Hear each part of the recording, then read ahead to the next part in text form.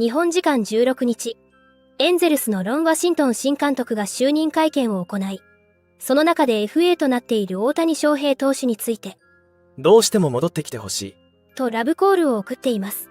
ワシントン新監督は、翔平、大谷を欲しくない人なんているのか。 FA のプロセスを待たないといけない。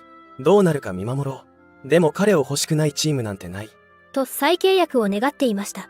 15日には、大谷がクオリファイングオファー、QO を拒否したことがメジャーリーグ選手会から発表され、メジャー史上最高額となる5億ドル、約750億円を超える争奪戦が予想されており、エンゼルスも引き続き再契約の交渉をすることが可能となっています。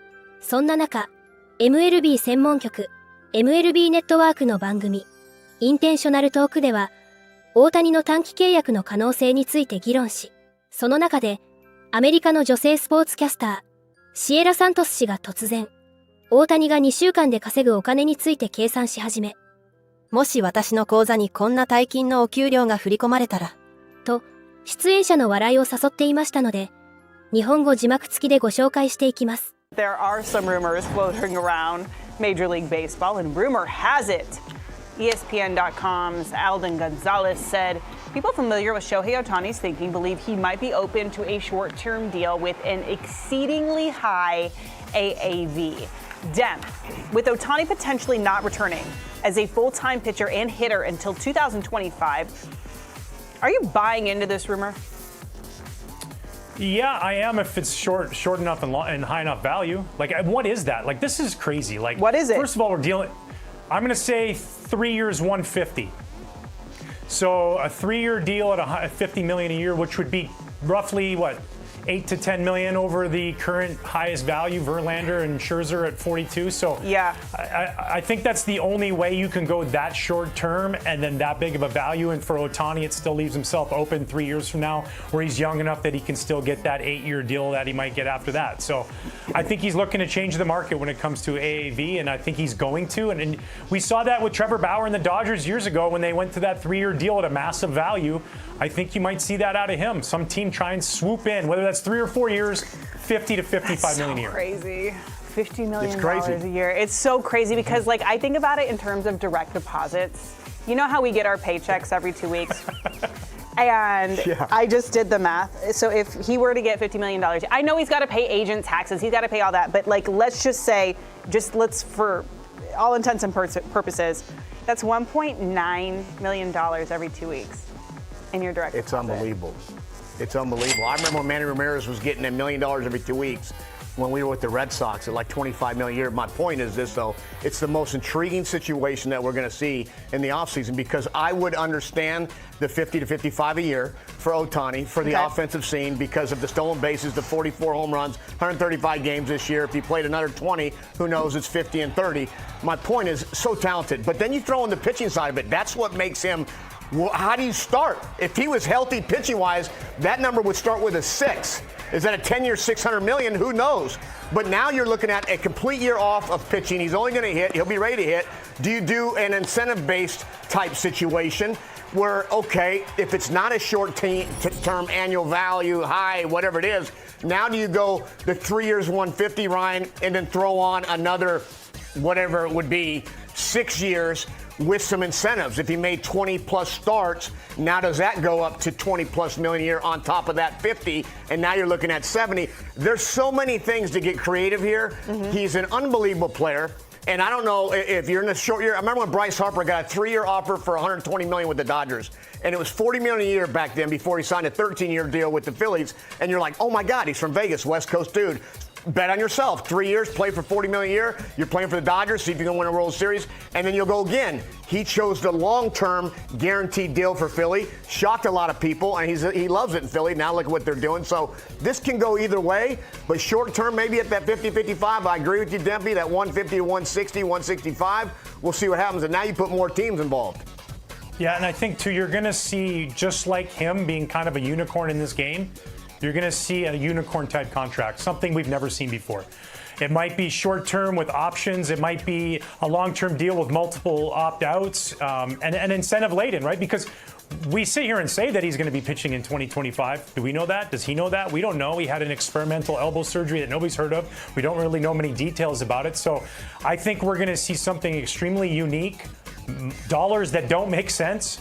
But this is a player that's doing something that nobody else in the game is doing. And this is something that's completely different than what we were thinking about before as far as the years and how much money he was going to get. So completely flipping the game once again on its head. また、大谷翔平マニアとして全米の野球ファンに知られる FOX スポーツでアナリストを務めるベン・バーランダー氏のポッドキャスト番組フリッピンバッツではアメリカンリーグの MVP についての議論になり、大谷翔平、コーリー・シーガー、マーカス・サイモンを比較し、満場一致で大谷翔平が2度目の MVP を獲得する。と、バーランダー氏が断言していましたので、こちらも日本語字幕付きでご紹介していきます。With the big dogs, we're starting with the MVPs, the American League MVPs. We have Shohei Ohtani, Corey Seager, and Marcus Semien. Alex. Yep. So this one, this is the easiest decision of them all for me. Shohei Ohtani is going to win the MVP award. We're a couple days away from him winning his second MVP award. He hit .304 this season, 44 homers, a 1066 OPS, also a 3.14 ERA with 167 strikeouts. This was going to be the greatest season that we have ever seen.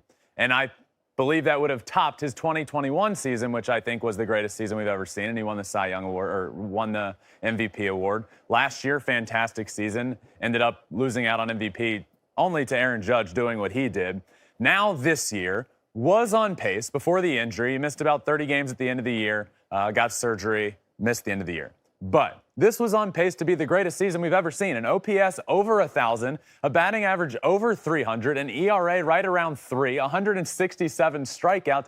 That's unheard of. Quite literally unheard of. Now, some of these other players, I do believe Corey Seager had... This is why I think the argument is an easy one. Mm-hmm. For Corey Seager, who I also believe, if he had put up the numbers he did over the course of a full season... Well, it could have been his award with Shohei being injured. Yeah. But they both missed a good chunk of time. Yeah, they did. Corey Seager did hit .327 on the year with 33 homers, 96 RBIs, and also an OPS over 1,000. But again, injuries there. I do think they're going to come in first and second, but I just don't foresee a world in which Shohei Ohtani isn't winning his second ever MVP award. What a season.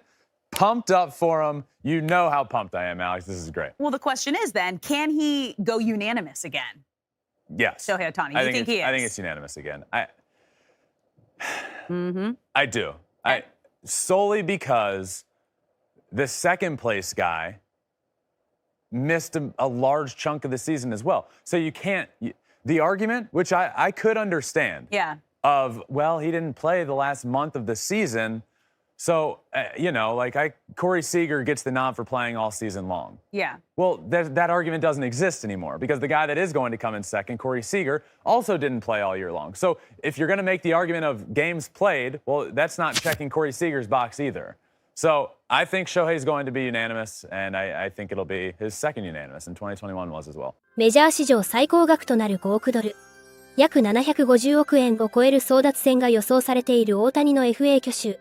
ドジャースやジャイアンツなど複数球団が参戦するとみられ、エンゼルスも引き続き再契約の交渉をすることも可能となっています。これからも大谷の活躍から目が離せません。